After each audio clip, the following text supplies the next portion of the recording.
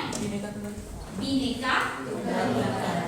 Ya, ada anak-anak ada tahap pengenalan di mana anak-anak akan menggambar dari satu objek dari sudut pandang yang berbeda ya. Di mana itu nanti akan difungsikan adalah bagaimana agar anak-anak bisa menghargai bahwa setiap orang, setiap pesawat itu akan memiliki sudut pandang yang berbeda. Bagaimana anak-anak menyikapinya dan bagaimana ternyata perbedaan itu mau tidak mau, suka tidak suka memang ada, dan bagaimana cara kita untuk menyikapi perbedaan itu.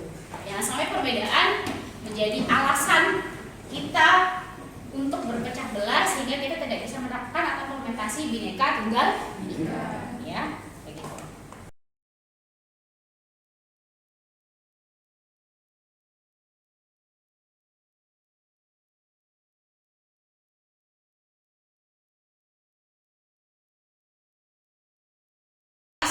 Ya, tugas pertama anak-anak di saat perkenalan ini adalah menggambar apa yang anak-anak lihat dari sudut dari tempat duduk masing-masing.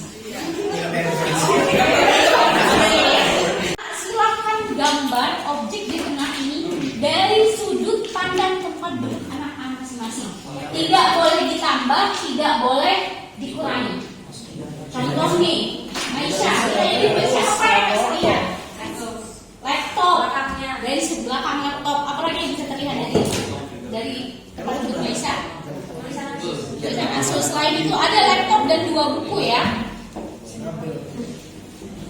Dari sebelah situ kelihatan apa? Zia lihat apa? Laptop dari sebelah samping. Berarti gambar persis seperti apa yang Zia lihat dari sudut pandang Zia. Ya, paham? Ya, Naziha kelihatan apa dari situ? Tuh, jadi gambarlah apa yang anak-anak lihat dari tempat posisi tempat duduk anak-anak. Jangan ditambah dan jangan dikurangi. Oke? Bisa. Ini tidak dinilai bagaimana bentuk gambarnya, tapi bagaimana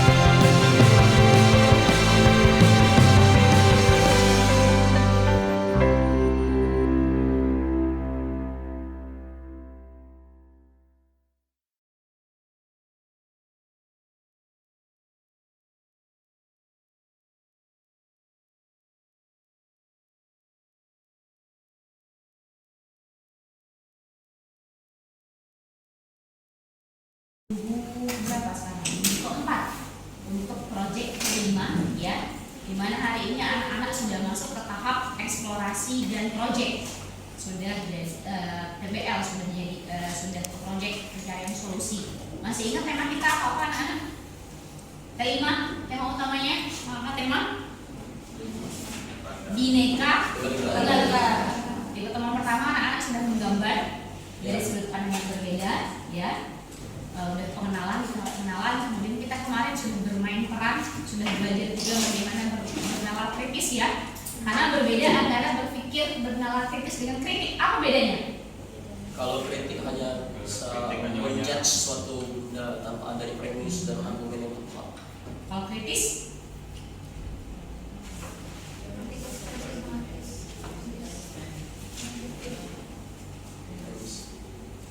Jadi ada beda antara kritik dan kritis. Kritis lebih bagaimana kita ke argumen yang membangun ya, konstruktif, tidak selalu selamanya destruktif.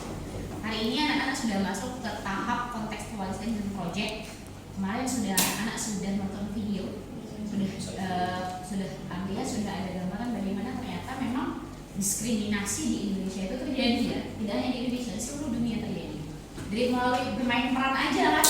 Ada yang jadi orang tuli, ada yang menjadi pendidikan, dan semua anak sudah tahu ternyata diskriminasi itu terjadi. Mau tidak mau, suka tidak suka, diakui atau tidak, memang ada kesenjangan sosial yang terjadi. Baik itu dari status sosial, secara fisik aja mohon maaf, ibu yang notabene fisiknya lebih kecil akan berbeda ketika memilih pendidikan dengan Afif yang badannya besar tinggi. Afif mau masuk mana aja bisa.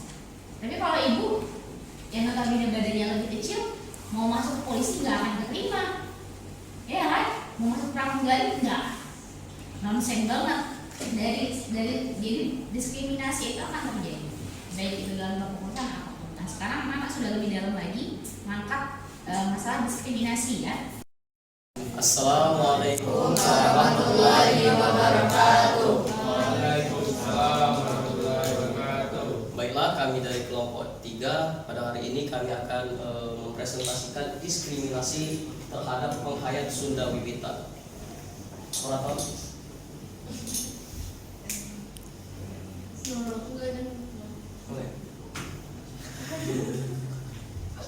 Apa sih itu diskriminasi? Diskriminasi adalah suatu perbuatan praktik atau kebijakan yang memperlakukan seseorang atau kelompok secara berbeda dan tidak adil atas dasar karakteristik dari seseorang atau kelompok itu. Apa itu Sunda Wiwitan? Sunda Wiwitan adalah ajaran agama dengan unsur monoteisme purba yang memiliki konsep kepercayaan tertinggi terhadap Sang Pencipta yang Maha Kuasa yang tak berwujud dan disebut dengan Sang Hyang Tersayang, serta dengan Tuhan yang Maha Esa di dalam ideologi Pancasila.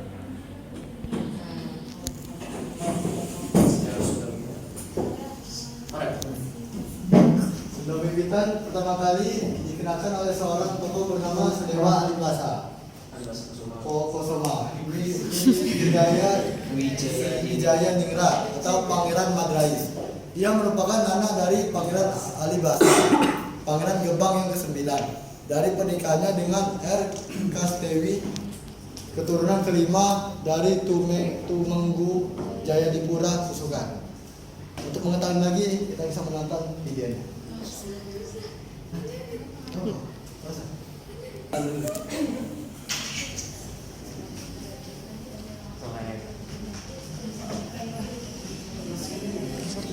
Geser.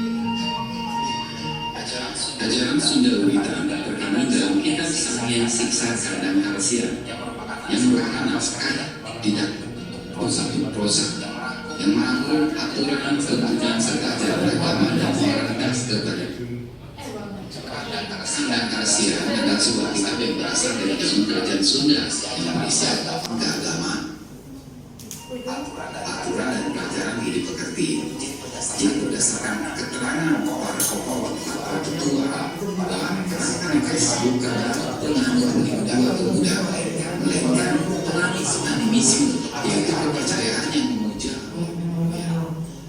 dalam sistem kerajaan Sunda Wiwitan tinggi berada dasarnya kesal kuasa kuasa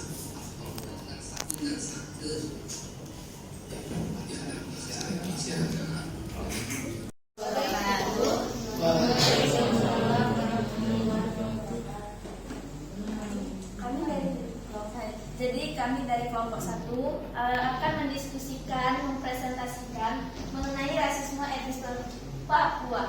Tapi sebelumnya yang main laptop tolong perhatikan dulu. Oke, pertama mari kita kenalan dengan anggota kelompok 1. Itu ada saya sendiri, Bu Aisyah Nias, ada Aisyah Zarika Rejani, ada Zia Kalita Ikana, Aulia Syifa, dan ada Azizia Azara. Jadi, saya mau tanya dulu nih sama kalian. Menurut kalian apa sih Papua itu? Ayo, kasih pendapatnya. Pulau daerah Daerah Indonesia. Apa hal pertama yang kalian pikirkan kalau lagi dengan kata Papua? Jauh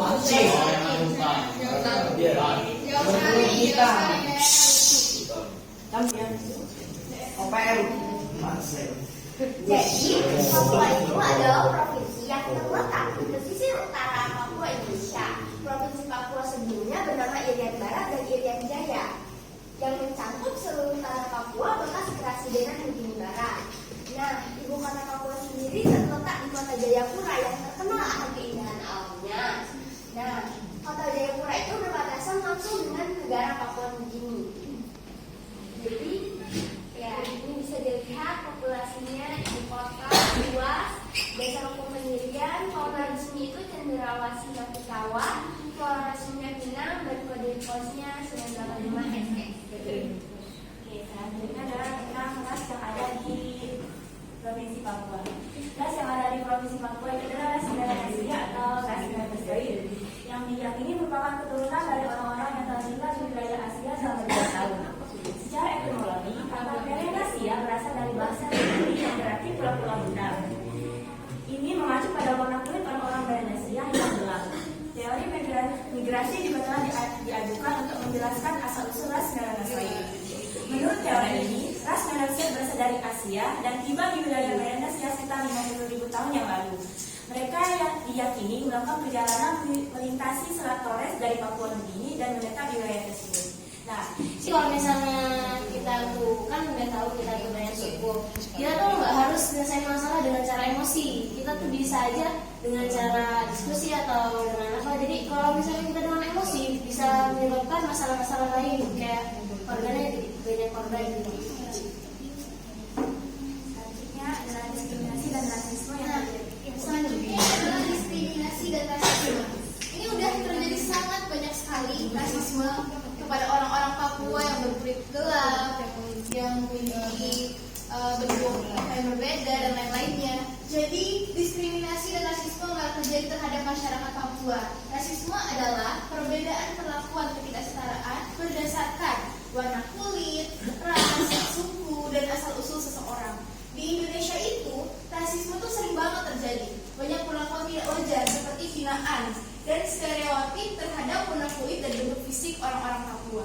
Konflik-konflik agama. Di antaranya itu pada tahun 2007 itu hampir aja terjadi peperangan antara tempat yang di Manokwari dan Kaimana di Papua Barat. Itu hampir aja terjadi tapi dapat dihindari. Tapi akibat hampir terjadinya peperangan tersebut banyak mengakibatkan perubahan sosial agama bagi masyarakat Papua.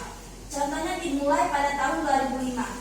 ketika masyarakat Kristen yang berada di Papua itu mencegah beberapa masyarakat Islam yang berada di Papua untuk membangun sebuah Islamic Center dan masjid di daerah di mana pada saat itu misionaris Jerman membawa agama Kristen pertama kali di Papua. Jadi Tema kita pada pertemuan di eksplorasi dan proyek ya, anak-anak sudah melakukan riset tentang beberapa etnik Tionghoa, Papua dan Sunda Wiwitan, sudah dapat hasil juga kenapa itu terjadi, apa saja ternyata diskriminasi yang terjadi pada masing-masing etnik baik Tionghoa, Papua dan Sunda Wiwitan yang kita belum terlalu familiar ya dengan Sunda Wiwitan. Dari sini anak-anak sudah dapat pemahaman dalam tentang Sunda Wiwitan. Apa sih diskriminasi yang terjadi, kenapa diskriminasi itu terjadi, dan terakhir apa peran anak-anak, bagaimana sikap kita terhadap diskriminasi yang terjadi di masing-masing etnis ini ya. Semoga anak-anak bisa menghayati, mendalami juga. Jadi tidak hanya apa riset itu kan kita tahu, setelah itu apa peran kita, balik-balik itu kan hasil yang kita temukan adalah bagaimana sih kita peran kita melihat atau melihat diskriminasi yang terjadi. Dan mudah-mudahan diskriminasi itu sebagai contoh jangan sampai terjadi diskriminasi juga, baik itu di kelas, di lingkungan sekolah maupun di lingkungan masyarakat tempat anak-anak tinggal. Nauzubillah karena jadi anak-anak sudah bisa berperan setelah riset ini. Ibu harapkan anak-anak bisa mengambil sikap kalau nanti di lingkungan baik itu di sekolah, di asrama maupun nanti ketika pulang ke rumah ada diskriminasi, anak-anak sudah bisa mengambil sikap. Apa sih diskriminasi? Gimana sih sikap kita kalau ada diskriminasi? Itu ya yang diharapkan dari proyek ini. Oke, terima kasih Bu Job, anak-anak. Kita lanjutkan minggu depan di Mapel P5 di hari Kamis dan Jumat. Nah, kita tim berkolaborasi alhamdulillah. Wassalamualaikum.